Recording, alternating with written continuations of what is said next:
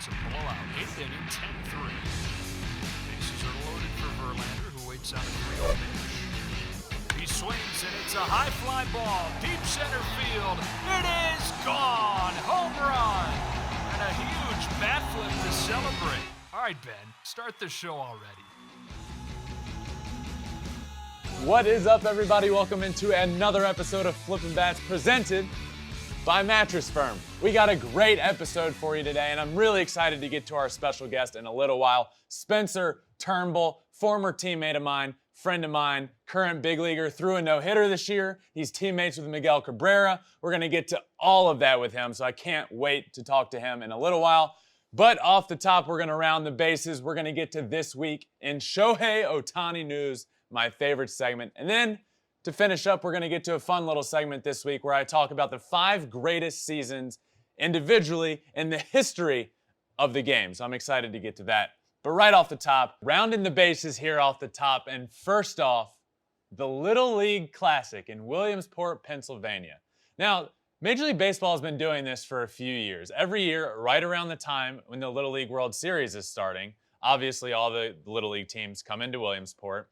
But now, Major League Baseball has decided to do a game there in Williamsport. There's a minor league stadium right there in Williamsport, and 2 Major League teams every year come in and play in the Little League Classic. And the Little Leaguers get to attend the game. And all the players are there hanging out with guys. It's really an awesome experience, and I'm so glad that Major League Baseball does this because players have fun, the kids have fun. There's so much, the players are allowed to use whatever bats they want. It's ended up being a blast, and I'm really glad that they do this. But it happened Sunday night, and I was watching, and some of the cool takeaways I had from this happened even before the game.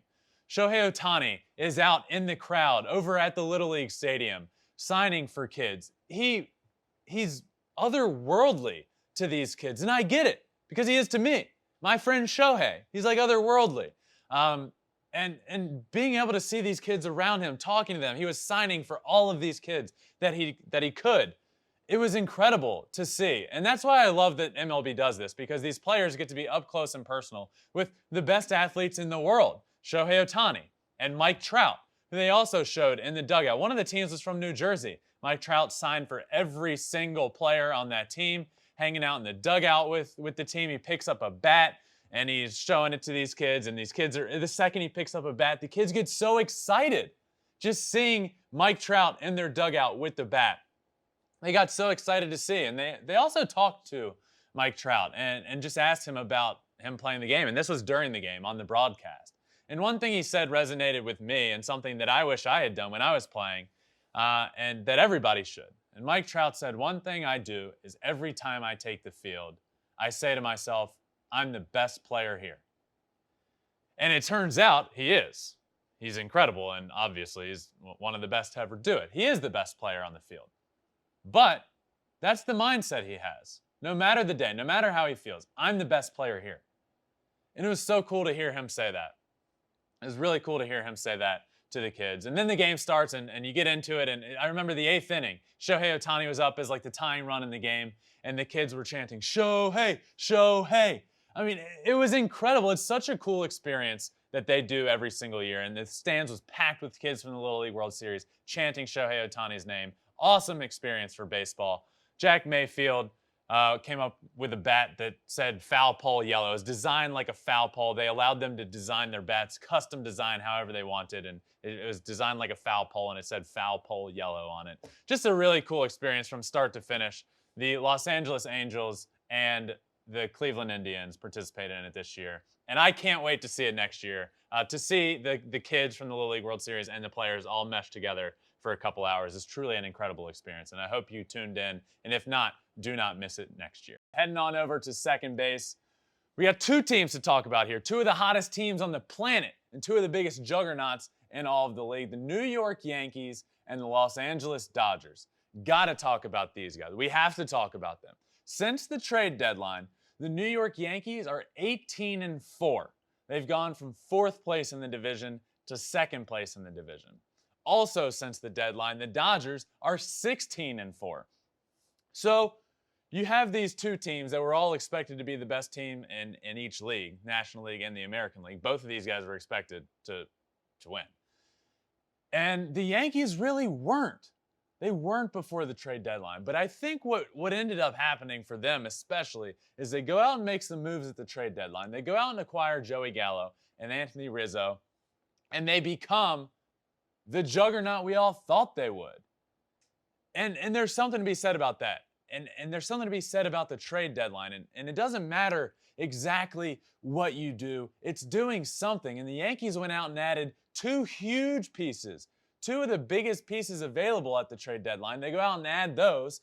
Their lineup is much better. Their lineup now adds two big lefties that can get on base. And next thing you know, this locker room says, we can win. We're going to win now. This is the way we were meant to play. We were meant to win these games. They rattle off 9 wins in a row, which they're currently sitting at. They didn't lose last week. And then the Dodgers, more of the same. They go out and acquire Max Scherzer. They go out and acquire Trey Turner. And they go on a roll.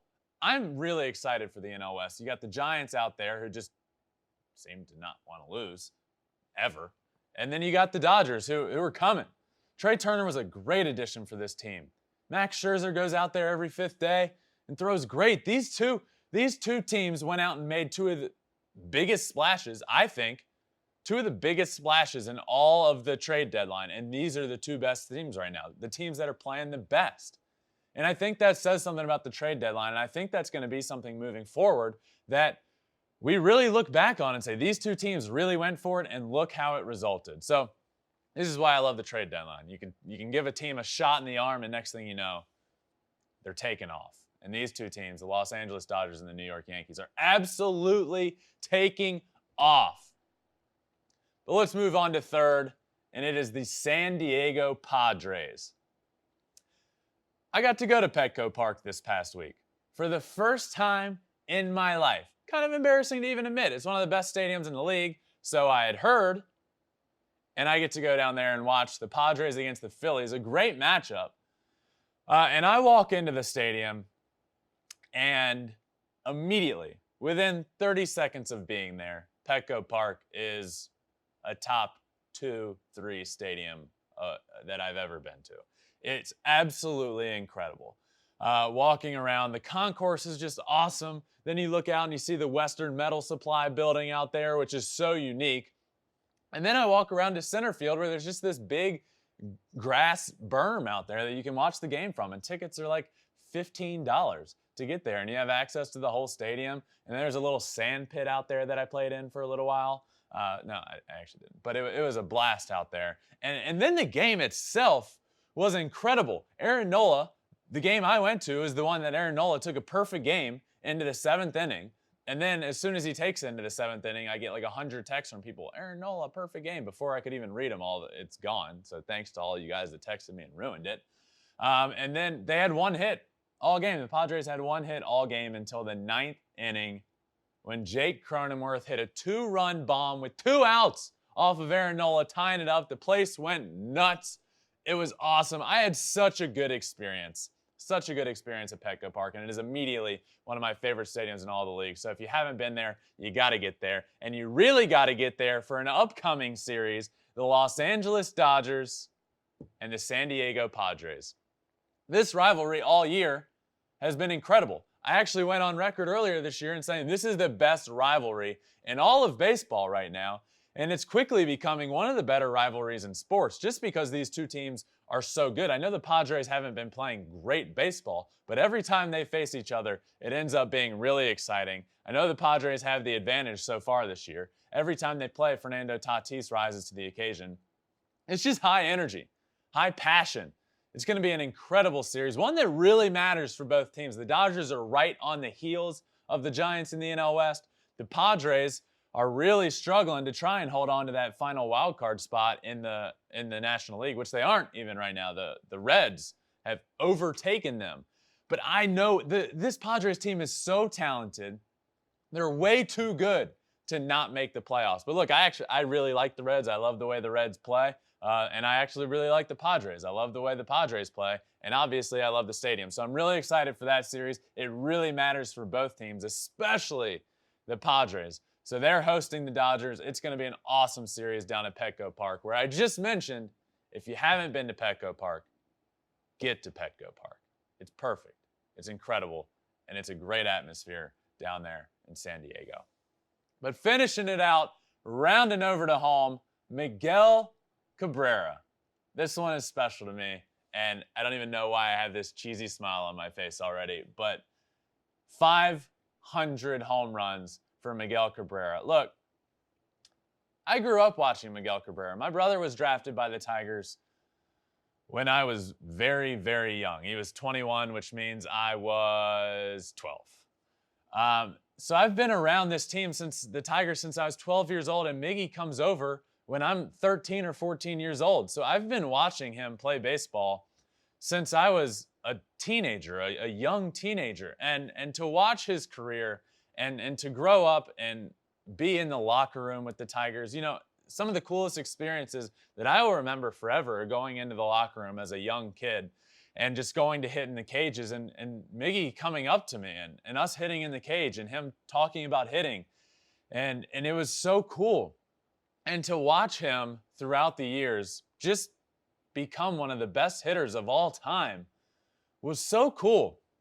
And fast forward to when I'm a little bit older, getting ready to go, I am in college, getting ready to, before I got drafted, I would be in the cage and Miggy and I would have conversations about hitting and have conversations about the mentality of hitting and about, facing a certain pitcher and setting pitchers up and knowing what they're going to throw and just the mentality of the game. And it really, he doesn't know this, but it really changed the course of my career. I went back to college that year and became an All-American just with a different mindset. And it ended up is a big reason why I got drafted and ended up playing in the Tigers organization and being in the same dugout as Miguel Cabrera. And I remember one game I pinch ran for Miguel Cabrera in a spring training game. It's something I'll remember forever. And to see him become the 28th player in the history of Major League Baseball on Sunday to hit 500 home runs, it was emotional for me. And I know it was emotional for a lot of people. And, to see him touch home and hug all of his teammates and then get the standing ovation in Toronto, and to see Dan Dickerson's call, which was just so emotional for him. He throws his hands up and he's calling it. It was so cool for me. So he's the 28th player in the history of the game to hit 500 home runs. If it wasn't for Comerica Park, where he's played the majority of his career, I have no doubts he'd be close to 1,000. I think Comerica Park has taken away half of his homers. It's even more impressive that it's come at Comerica Park. And he's now just about 40 hits away from 3,000. He's coming up on 3,000 hits. I don't know if he'll get it this year. He'd have to really go on a tear. But, he's going to get there. And he's going to be the 33rd player of all time to get 3,000 hits. And he'll be the 7th player ever to do both, 500 and 3,000. Miguel Cabrera is one of the greatest hitters in the history of this game. And it was really cool to watch him this past weekend hit his 500th home run. One of the greatest hitters in history, and he means a lot to me. He means a lot to the city of Detroit. And I can't thank him enough for the journey that he put us all on. So, really incredible watching that Sunday. Congratulations to the city of Detroit. Congratulations to Miguel Cabrera. What an incredible accomplishment. And speaking of the Detroit Tigers, it is now time to bring in our guest, former teammate of mine, Spencer Turnbull. Turnbull, what is up, my man? How are you? What's up, man? How you doing? I'm great. First off, thanks for joining me. And I got to ask you before we really get into it. I know you recently underwent Tommy John surgery, so how are you feeling? I'm feeling good, man. Like 3.5 weeks ago, so I got getting my range of motion back, but I got to stay in this brace for a while. That stays it's on all going the well time? so far. Is that that's a 24/7 thing? I take it off some, but it's supposed to stay on for like the first 6 weeks or so. But I take it off for like PT and move it around and stuff. But I wear it a lot. All right. So normally, right off the top, we get into some trivia questions. So you got 60 seconds. We got a leaderboard. Fulmer's up there. Okay. John Means is up there. Reese Hoskins is up there close. So let's hit you with some trivia and see how you do. You ready? I Guess feel so. like you're Let's not do it. gonna. I feel like you're not gonna be great at this. We'll see. I feel like I'm probably not going to be great at this. I'm probably myself a little bit, but All right, let's do it. Ready? Who was your first MLB strikeout? Young Gomes. Who was your first MLB batter faced? Young Gomes, I think. Who was your first Yeah. MLB home run allowed to? Oh shoot, who did I give the ball to? Oh man, I can't remember. Who was it? Jesus Aguilar. Who was your first MLB win against? First win was against the Red Sox. Number of pitches At thrown in your first MLB start?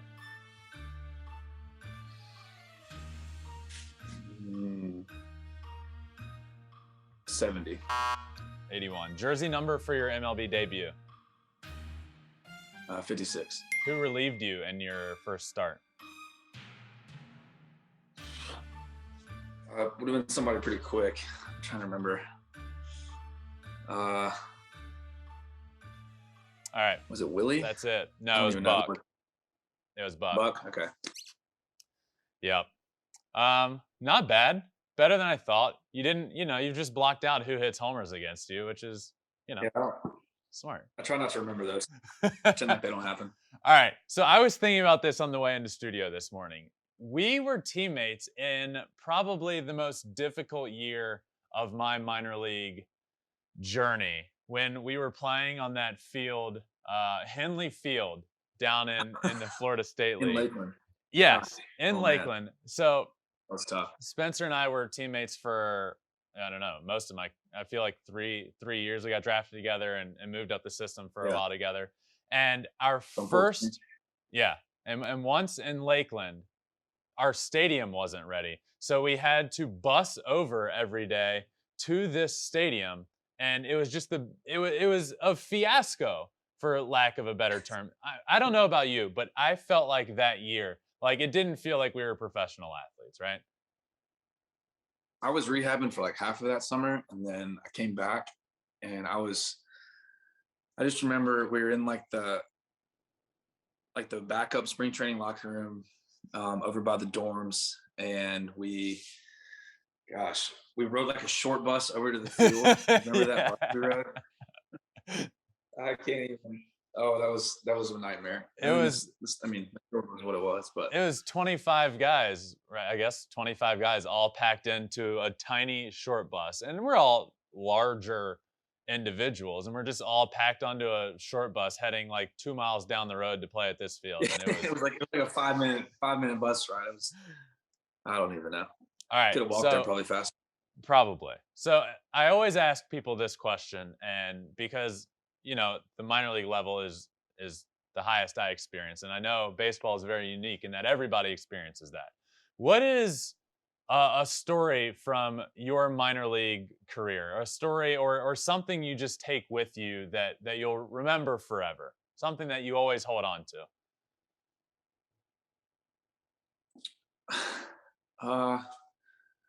It can also be funny. Is it one that like? Yeah. Okay. Right after I got called up to AAA, I almost got arrested. Okay. So that's probably the story I keep with me. I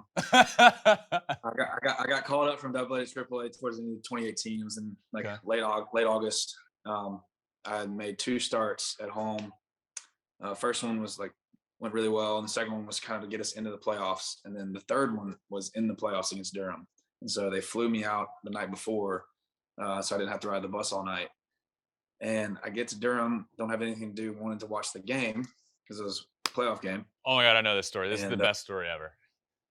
Yeah, so I asked the hotel guy, like, hey, where can I get a bite to eat and watch the Durham Bulls play? Because we were playing the Durham Bulls. We were with Toledo. And he told me you can go to like the left field lounge out at the stadium. I was like, sweet. So I went to the Durham Bulls stadium. There's like a bar, lounge, restaurant out there. So I eat dinner, watch the game. We lose.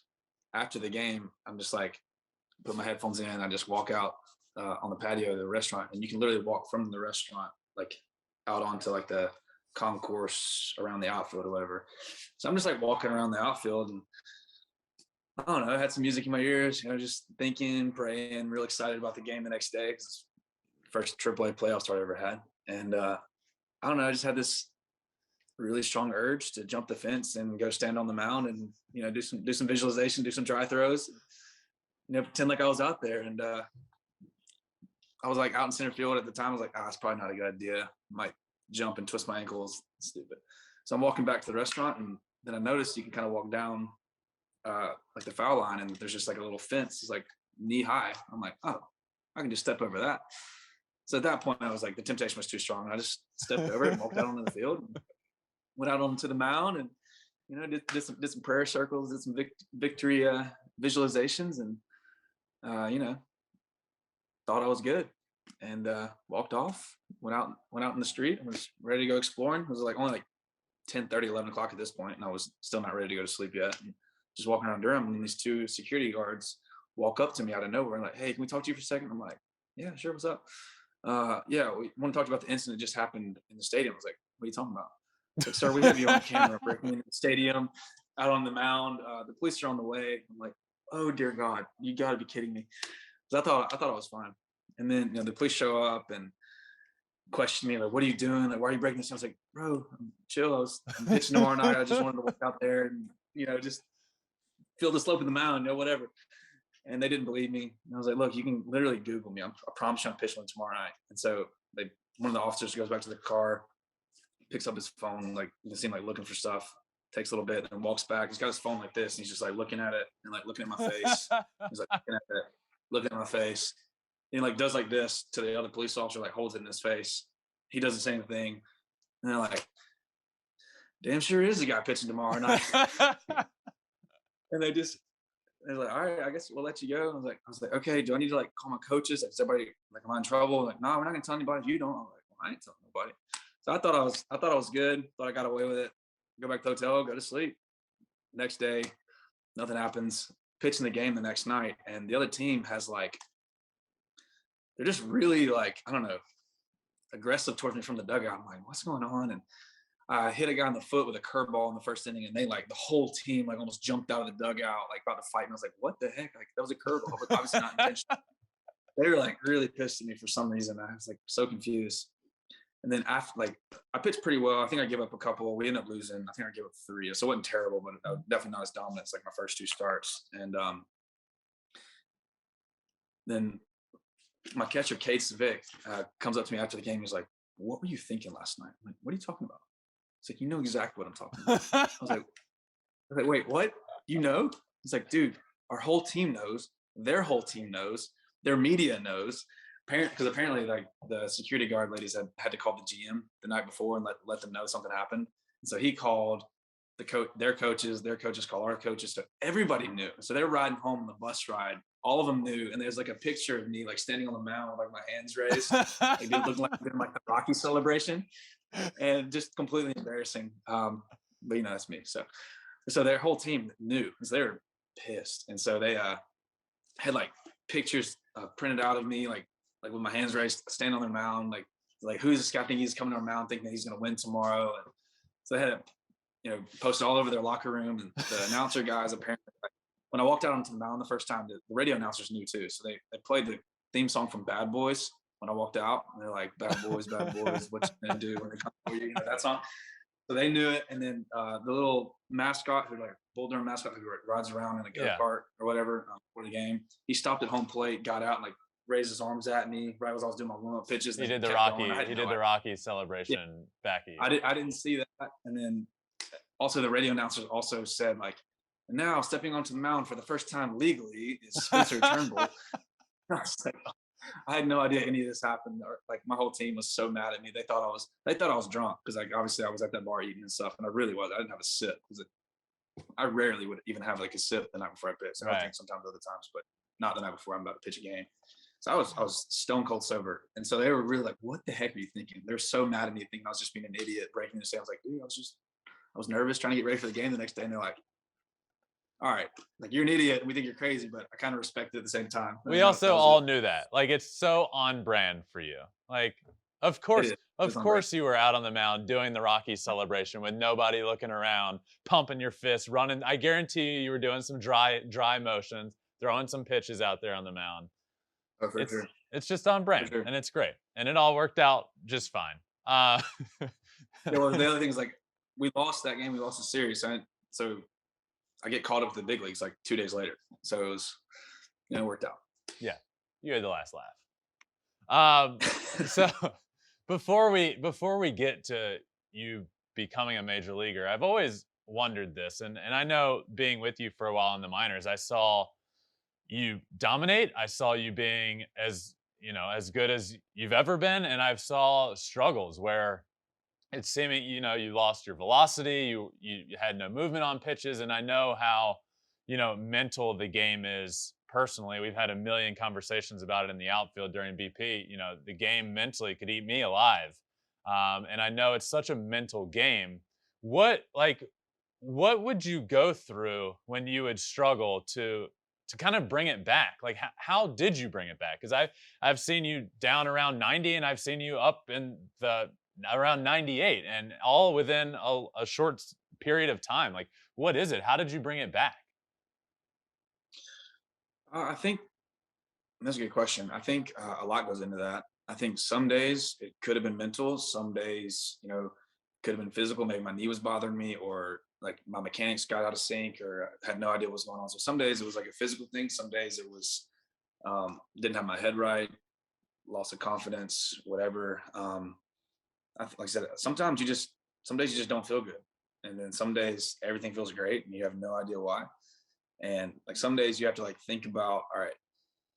That was the other thing too. Like my mechanics weren't as ironed out at that point. So I think some days like I just kind of lucked into being really aware of my body, and everything was, synced up really well. And then other days I didn't feel as good. And so I'd start falling into bad habits and might start like, flying open really bad or whatever it was. Didn't stay loaded. And like I said, just a little tweak here and there can make dramatic impacts on stuff or velocity or your power. And you remember as a hitter, if your swing gets completely disconnected, like some days you'll be right on a ball and it doesn't go anywhere. And then other days you feel like you're not even swinging hard and it's 40 feet over the fence on the kind of like the same swing. A lot of that's body stuff. But again, so much of it is mental. And I don't think I understood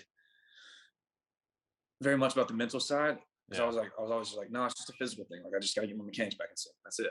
Because that's what it would feel like. But I think a lot of times now I realize that you can kind of lead your body mentally. And so if you can kind of get your mind right. So even on the days when your body feels like crap, you can still pitch that way. You can still find ways to get people out. Yeah. But then other thing is just like some days it's just not there. And then you just got to kind of fake it till you make it. And then it might click in like an inning or two later. And all of a sudden your velo's back and the slider's biting really hard. And you can command the ball where you want to. And I said, and all of a sudden now your sinker's moving, a foot when a second ago it was just sitting there doing doing an air cutter and going the wrong way. You just never know. But I think a lot of it is learning about the mental side of the game. A lot of the consistency stuff comes from just preparation, getting your body in the right place, and then learning how to take care of it. It's like, if anything was ever bugging me, I didn't really know what to do. It was just like, all right, well, it's bugging me today. There's nothing I can do about it. Now I have a lot more things, physical therapy wise or workout wise or, nutrition wise or any of that kind of stuff that definitely can help me stay consistent. Yeah, I had Giolito on recently, and I had Giolito, and he talked about that because he kind of went through a total shift in his career, and he went through an injury and came back and then wasn't throwing the same, and literally, and he went in depth on this. The biggest thing for him was like changing his mentality, and he went through like a total overhaul the off season where he like changed his arm motion completely. He also like really changed his mindset, and it credits his mentality to a lot of his success and the reason he became an all-star. So I mean, what you said is spot on from talking to him too. So let's get into this year. Become a big leaguer, throw a no-hitter this year, which I'll get to in a second. But the Detroit Tigers, things feel exciting in Detroit to me. The future is very, very close. You're going to be a big part of that. AJ Hinch is now the manager of this team. And I feel like you guys weren't really expected to compete this year as well as you have. Obviously, it's not going to result in making the playoffs, but a lot of wins are getting put together. And I feel like a big credit to that is what AJ Hinch is doing there in his first year. Talk about having him as a manager and what he's meant to this team and what he's doing different. I give him a lot of credit, honestly. I think he deserves as much credit as you can give a manager for the team doing well. I think he just brings like a different mindset and a different expectation of how to get things done. Kind of just raises the standard of what he expects and how I don't it's hard to put into words exactly, but just like that winning mindset. Like, this is how things are done. This is what it takes to win. If you can't do it, I'll get somebody else who can, kind of thing. And it just raises everybody's standard of performance. I think they either kind of get the job done or they don't. And I think most guys rise to the challenge. Like, some guys may struggle or not, but I think a lot of guys, it just makes you better because you're forced to be better and there's more competition. And I don't know. I think there's a lot to it with that. And I think just the understanding of each individual player. He doesn't have like a cookie cutter approach for anybody. I think all the coaches he has around him have done a really good job. I just think the whole top to bottom, he's just made some changes where there's just more efficiency. There's not a lot of like just clutter or eyewash. Everything we do has a purpose. Everything we do is to get better, and it's actually what we do, things that actually work and actually get better, and anything else we don't worry or waste time about. But the stuff that does work and does matter, we do that, and he makes us do it very well.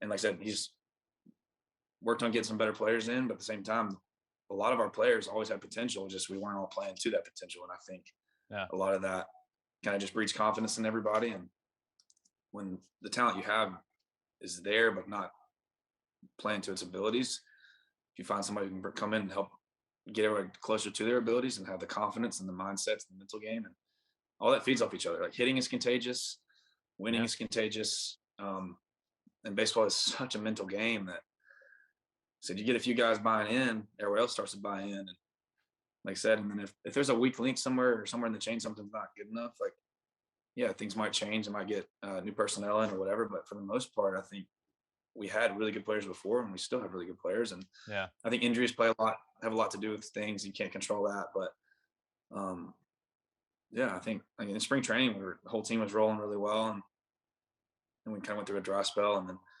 I don't know, they just started putting together wins. And I said, I haven't been there for half of that, so it's kind of been a bummer to miss out on it. But I said, there's nothing I can do with my robot on right now. But like I said, it has been really cool to watch, and I'm excited to get back. Yeah, I feel like there's never obviously a good time to go through Tommy John, but I feel like the future in Detroit is getting closer and closer. And from the outside, I can feel it. And you're going to be a big part of that future, and you're going to be back and a part of that rotation. That's going to be very exciting.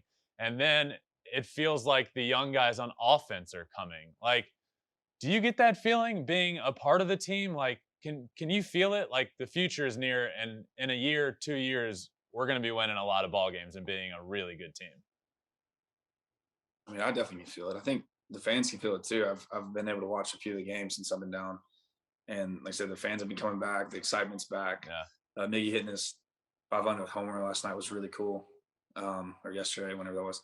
I think there's just much more excitement. There's much more anticipation, expectations, and like I said, and they're winning. So it's not.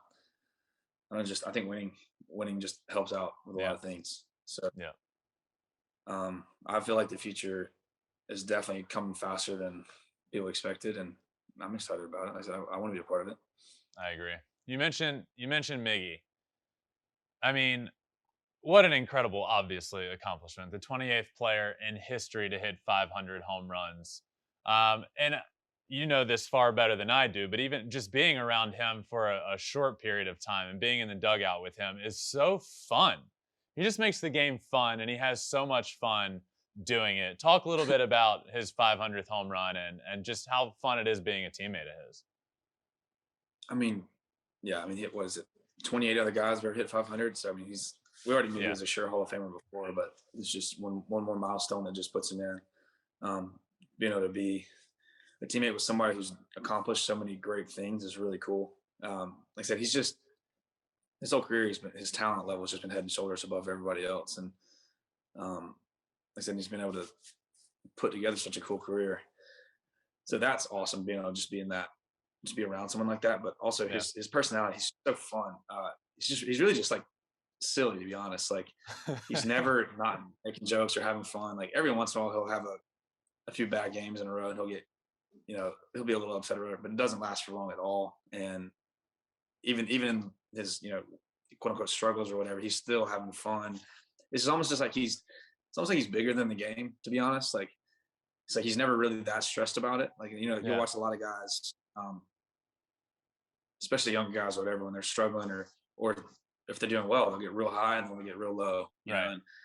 And with Miggy, it's never really, you don't really see that. He's always he's having fun. He's always cracking jokes on the field, in the dugout, chirping at the umpires, but it's Miggy, so no one really cares. So it's just, I think the whole persona and everything, I think is really, it just kind of shows who he is, and like in a good way. And like I said, he's just a kid, almost 40 years older. I always remember with you in the outfield, it didn't matter who it was. You always felt like you were one of the best hitters on the field. And at this point, you hadn't hit in years. But I can't tell you how many times you'd come up to me and be like, Ben, right? Like, this is what you got to do. You got to get into this slot and like do this and this. So how often have you gone up to Miggy trying to give him hitting tips? And if you haven't, why not? I don't know if I've given Miggy any tips. I was probably too intimidated. That's surprising. And then after my few at bats in the big leagues, embarrassing myself, it's like, okay, I probably just need to shut my mouth. But no, I feel like growing up, I was a really good hitter. I was a better hitter than I was a pitcher in high school, and then went to Alabama and was trying to be a two-way guy, and was throwing 96 freshman year, and they said, "You're never touching the bat again." And I said, "Okay." And I never really got that chance to fail, so I think that chip on my shoulder never really came off. Never really went away. I can't tell you how many locker room conversations I've been a part of where somebody said, freaking Turnbull coming up to me while I'm 0 for 20 trying to tell me how to hit, and he doesn't even know what he's doing. I've had a million of those conversations. Well, ask them now if they think any of my advice is actually wrong, and we'll see where that conversation goes. But coming from me, maybe not the best person to be giving it to him, but I don't think I ever gave bad advice on how to swing. Yeah, I actually, looking back, I agree with you. So this year, you become one of, it's part of history, not just because he threw a no-hitter, but now it's going to be, and it's really, really slowed down. It looked like the record was going to be shattered, but this is now the season with the most no-hitters in history. I believe we're at 8, and you're now forever a part of that. You threw a no-hitter against the Mariners. It was honestly incredible. And full disclosure, when I watched the last 5-6 innings of it and got emotional when it finished, just because, it was really cool, man. And I consider you a good friend of mine. So it was awesome to see.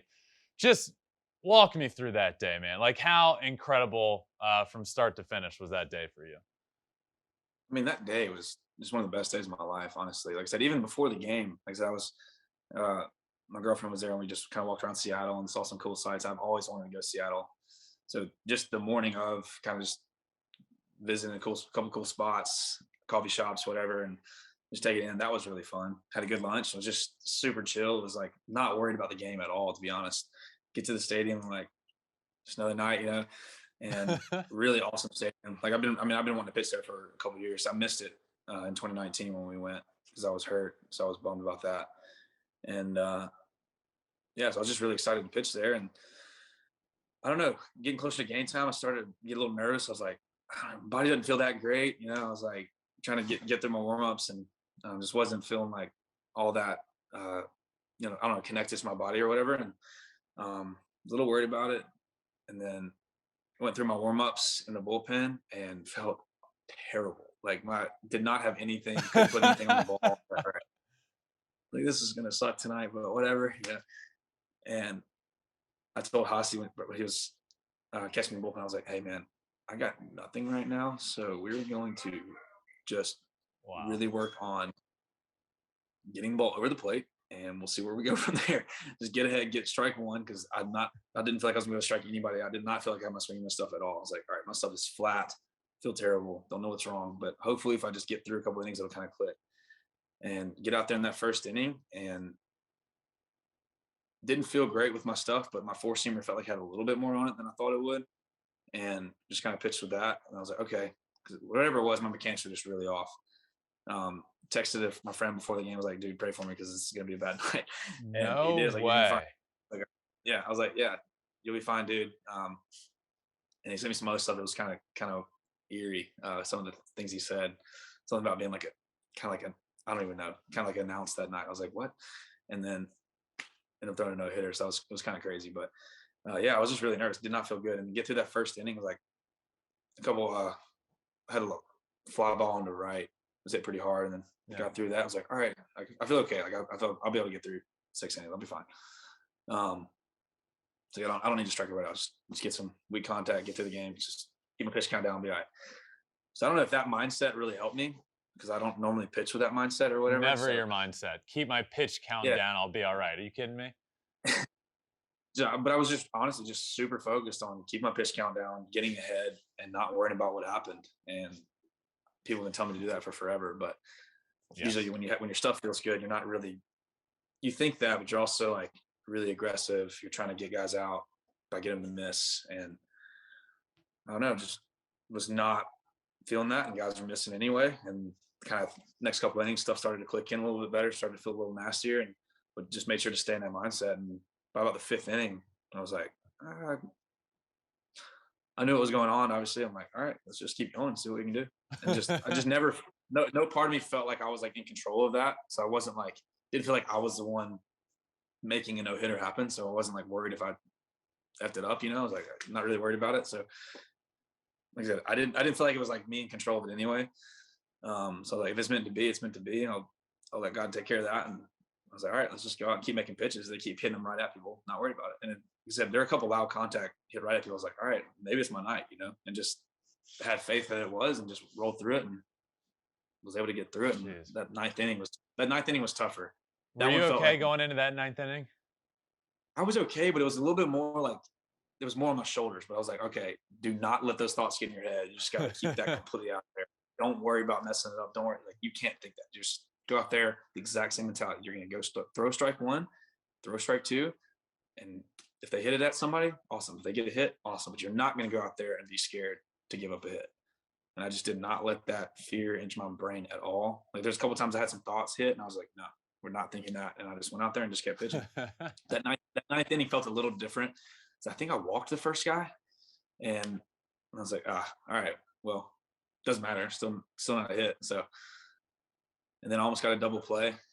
I struck the next guy out, and I almost got a double play. And then when I realized the double didn't get turned, got beat it out, and I was like, oh shoot, now I still got to face Haniger. I was like, you know what, good, because like I felt like I needed to face him one more time anyway. This was the best hitter at the time. I don't know, just part of it kind of felt like I can't throw no hitter and not have to face their best hitter to finish it off. And but I was like, I am not going to be afraid of him. If he gets me this time, he gets me, because he'd already hit me hard twice. And I was like, and I think I struck him out once earlier, but he hit a laser candy that Kenny made a fantastic play on at third. I think he hit a deep ball to center as well. But yeah, just that last sequence to him was just 1, 2, 3. It was like, sinker down for a strike, slider away, swing and miss, and then I just threw my four seamer as hard as I could, put a little cut on it. It was so awesome, man. I texted you. I texted you right after, and a funny thing I realized in our text conversation, you had fairly recently come off the COVID IL, and our last text before I congratulated you was, "Hey man, how you feeling?" And you said, "Not really that great. I don't have my strength back. Like, I'm not there yet. I don't feel great. Hopefully soon." And then you go out and throw a no-hitter, which is pretty poetic and awesome. Spencer, thank you so much for joining me, man. Best of luck with your recovery. I can't wait to see you back there. The future of Detroit is near.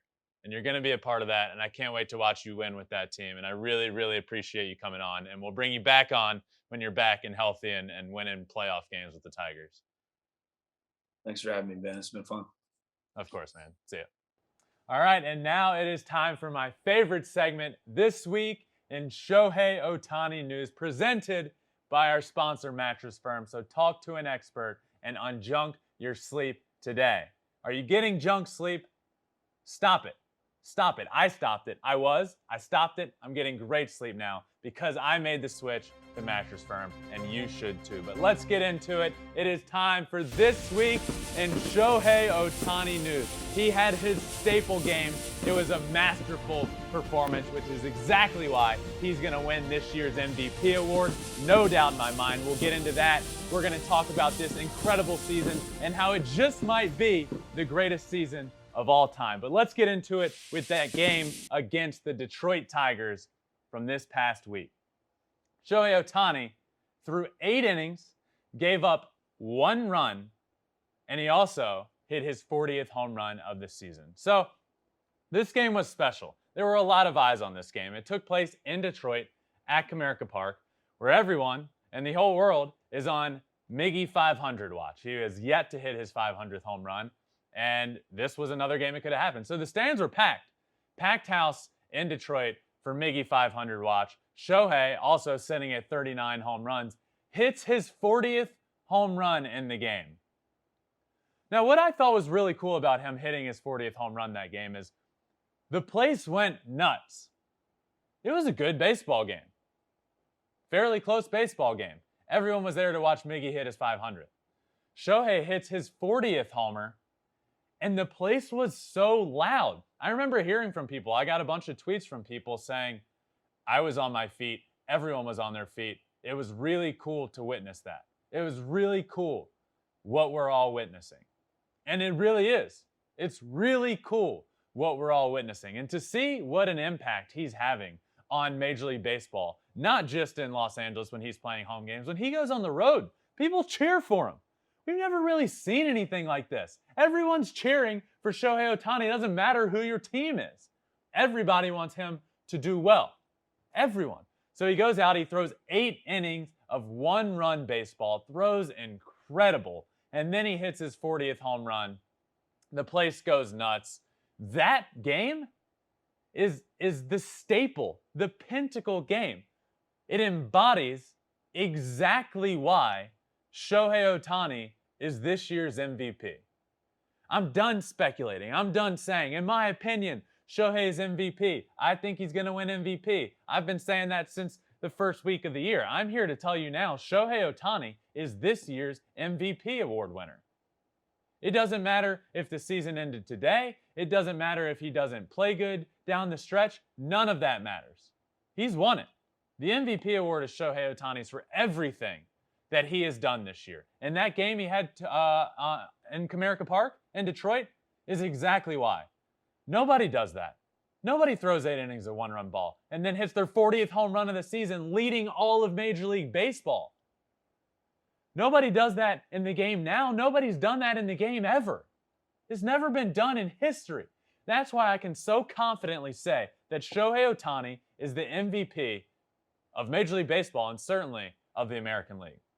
And that got me to thinking, is this the most incredible season we've seen? He's got the MVP award wrapped up in the middle of August. He has for a little while, in my opinion. But is this the greatest season ever? I think so.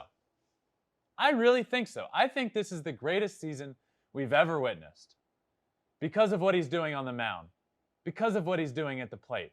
Like I mentioned, he's got 40 homers. He's got 40 home runs, leading all of Major League Baseball by a good bit. There's nobody right on his heels. There's nobody 1 or 2 homers away.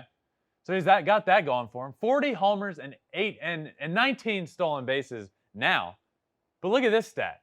40 home runs and 18 steals in the first 122 games this season.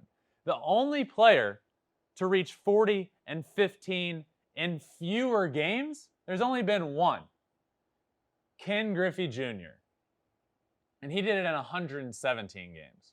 So Shohei got to 40 and 18 in 122 games. So really not that much longer after. But that's only been done once, ever, in history. Ken Griffey Jr.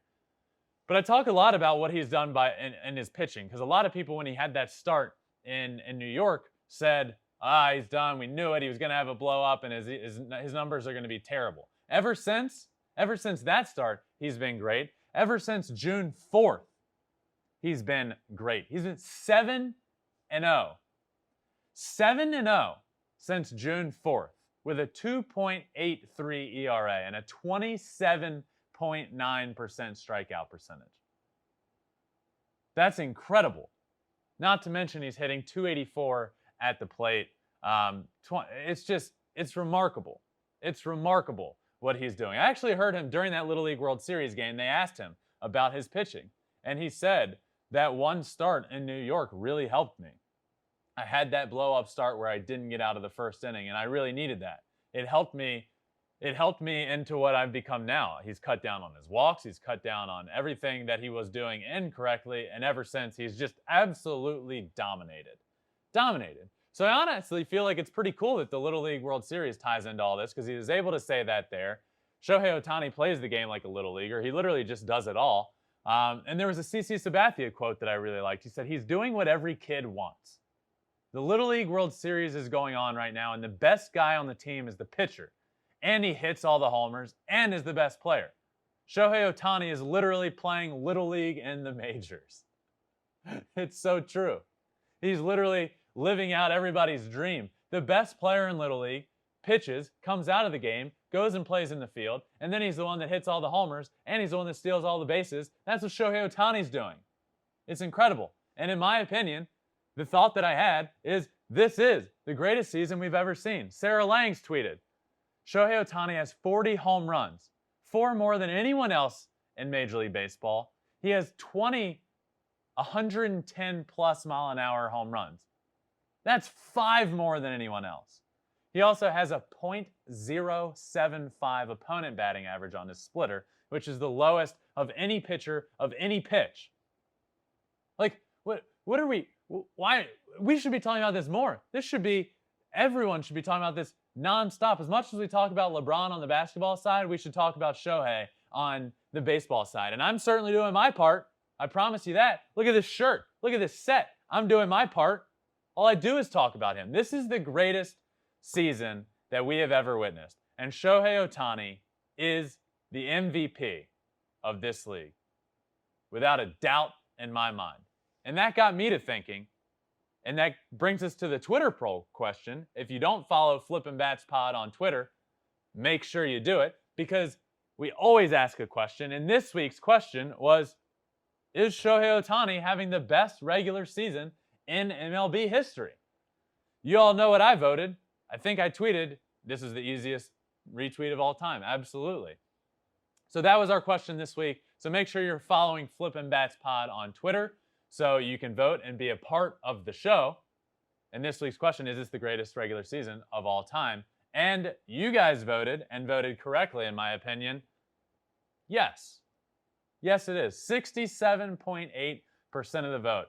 67.8% said yes, 32.2% said no. Now look, obviously, there have been a lot of other fantastic seasons. Statistically, and one or the other, better. Offensively or pitching, there's been statistically better seasons. But you always have to pick. What about this season? When so-and-so did this. Oh yeah, that was incredible. Did he also pitch? Was he also 8-1 on the year with a sub-3 ERA? No. Oh yeah, so-and-so pitched great and also won the MVP as a pitcher. Oh great. Did he hit 40 home runs and lead all of baseball? No. The Angels, in my opinion, may not have won a game all year if it wasn't for him. Who knows? Everyone always says he's not on a playoff team. How can he really be that valuable? That's the one argument by people. He's not going to be on a playoff team. I don't care. This team would be awful if it wasn't for him. And they're hovering right around the 500 mark with some of their best players of all time, Mike Trout, not playing this year. And that's all because of what Shohei Ohtani has done this year in one of, and in my opinion, the greatest season that we have seen in Major League Baseball history. And that does it for this week in Shohei Ohtani news. All right, so that Twitter poll got me to thinking. what are some of the best other individual seasons of all time? So I put a list together of 5 in no particular order, just the greatest individual seasons of all time, in my opinion. And the first one I want to talk about is Miguel Cabrera's 2012 season.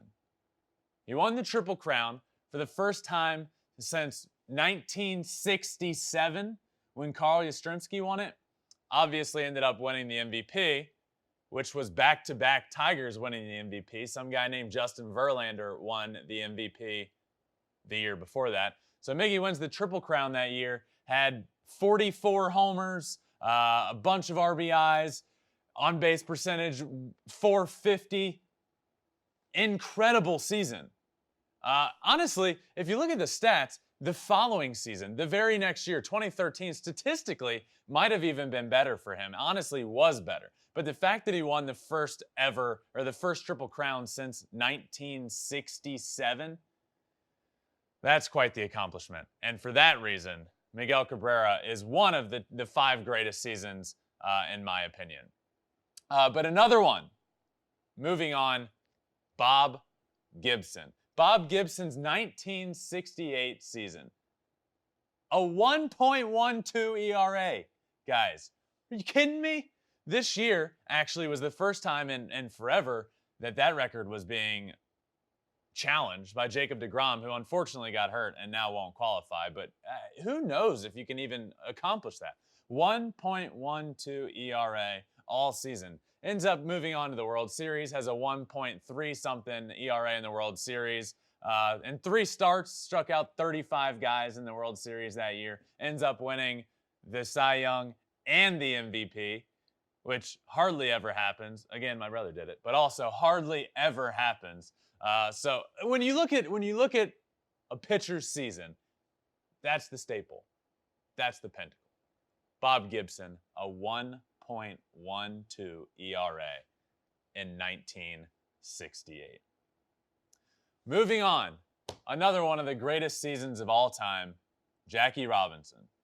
Jackie Robinson's rookie year in 1947. Now, this is one of the greatest seasons of all time for many reasons. Obviously, he played great on the field. Ends up winning NL Rookie of the Year, gets the Dodgers to the World Series, steals 29 bases that year.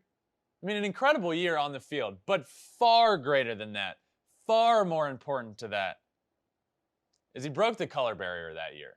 And this is the most difficult season that anybody had to endure of all time. You know, it's certainly up there. And for him to do what he did and put his head down and go out and win Rookie of the Year and play great baseball was incredible. But far greater than that, as I mentioned, was him breaking the color barrier and you know, pushing forward into the baseball world, if you will, and paving the way for everyone after him, for hundreds and hundreds and thousands of players of color after him. He started it, and it was all that season. And without Jackie Robinson that season, who knows what baseball would look like. So, without a doubt, one of the greatest seasons of all time, in my opinion, is that Jackie Robinson season in 1947 when he broke the Major League Baseball color barrier. Moving on to Barry Bonds, in my opinion, the greatest hitter of all time. Barry Bonds, his 73 home run season in 2001, breaking the record, the current record, 73 home runs. Think about that.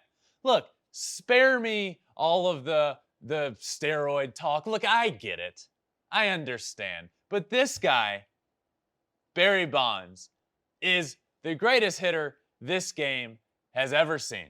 73 home runs, a 328 batting average, a 515 on base percentage, which wasn't even the best in his career. I could have picked 3 or 4 of Barry Bonds' season for one of the greatest of all time, easily. But this is just the year he hit 73 homers, so I wanted to talk about that one. But he's on base over 50% of the time. 515 on base percentage. You know, when you look at some of the Barry Bonds stats, he had, you know, if you go to his Baseball Reference, it's the most insane Baseball Reference page ever. Barry Bonds is the only player in history that is a member of the 500-500 club. 500 homers, 500 stolen bases. Barry Bonds is also the only member of the 400-400 club. 400 homers and 400 stolen bases. He's the only one. Nobody's even close. That's the craziest stat of all time. You kidding me?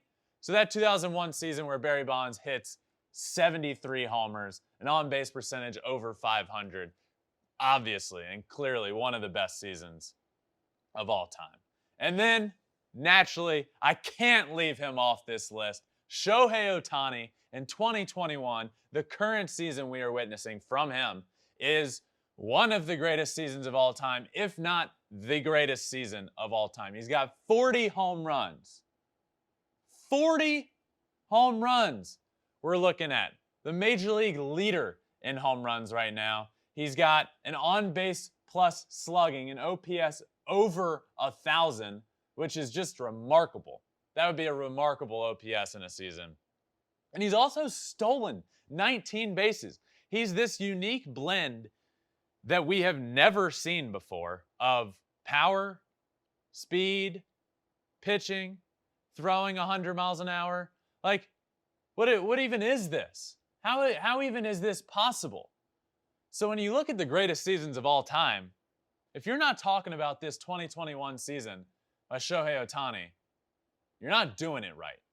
And I certainly needed to add him into the 5 greatest seasons, in my opinion, of all time. But before I finish up today, a little extra innings segment, and I gotta mention him, I gotta talk about him. The resurgence, Joey Votto, the ageless wonder. He's 37 years old. He turns 38 at the beginning of September 10th to be exact. I might as well just say it because I looked it up. So it's September 10th. He turns 38 years old. Votto won an MVP. Votto is a National League MVP winner. But for the last few years, he hasn't been the same sort of player. But this year, the resurgence. 28 homers. He's getting on base a bunch. Obviously, he's always going to walk a lot. But what's important to me is what he means to this team, what he means to the Cincinnati Reds, who currently hold a wild card spot, by the way. And obviously, they're getting great play from a lot of people. You wouldn't be in this position without them. Nick Castellanos is up there for a batting title. But Joey Votto is the heartbeat of this team. Joey Votto is the heartbeat of the Cincinnati Reds. And for him to have the resurgence he is absolutely one of the reasons they're here. He's going to hit over 30 home runs this year. He's going to be 38 when he does it. That's incredible. And not to mention all the stuff he does off the field. Now, I'm not saying Joey Votto is going to be the MVP. But what he's done is he's launched himself into the conversation. He's absolutely, without a doubt, in the conversation for the National League MVP. You have guys like Tatis and Harper, who are the front runners at this point. Tatis, obviously, the first of those. But Votto has propelled himself into the conversation. And for that to even be the case at 37, going on 38 years old is incredible. And the stuff he does off the field with kids and with, with children that have had cancer or that have cancer, and all the videos that come out of him taking the time to talk to these people and take pictures with them and to create friendships with these kids. It's incredible. And he brings an energy to the game that everybody should aspire to. It's special.